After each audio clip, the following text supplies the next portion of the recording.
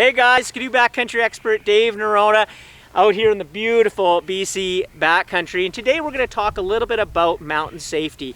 It's in three parts. So the first one is knowledge, the second one's equipment, and the third one is the human factor. When we talk about knowledge, the best thing you can do is enroll yourself in one of the free avalanche seminars from BRP Skidoo at your local dealer. You're going to learn a lot, but this is only a start. Next, you want to take an avalanche skills course.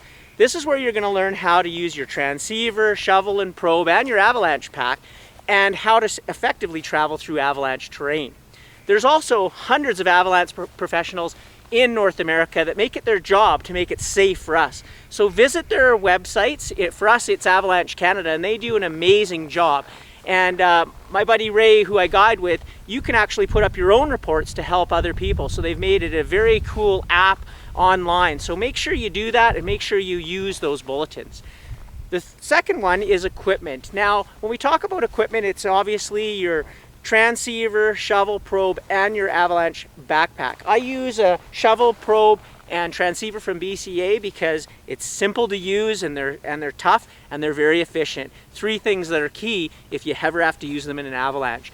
I also use an ABS backpack because they've basically invented the Avi backpack, and it's the safest one on the market, the one that I trust.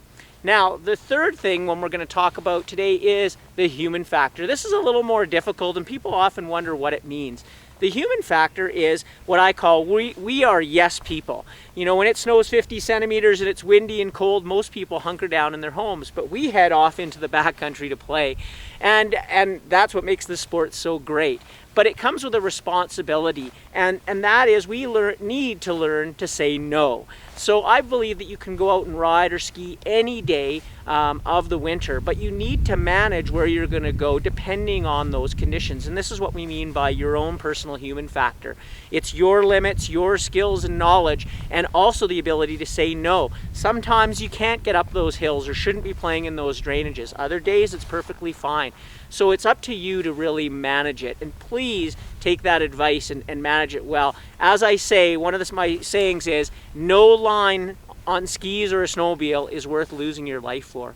And one last thing I want to mention, and I think is the most important, and it would have saved some people's lives, and especially we've seen a lot of people get lost, is to carry communication. I use the BCA BC Link radio, and I keep in communication all the time with my riding group and when I'm guiding with Ray, and it's also great for filming and skiing because you can tell people where to go.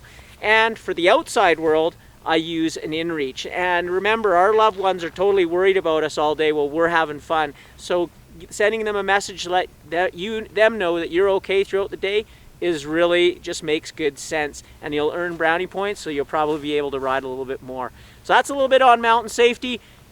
Always learn. It's all about learning, and that's what's so great about this sport. And we'll see you out on the snow.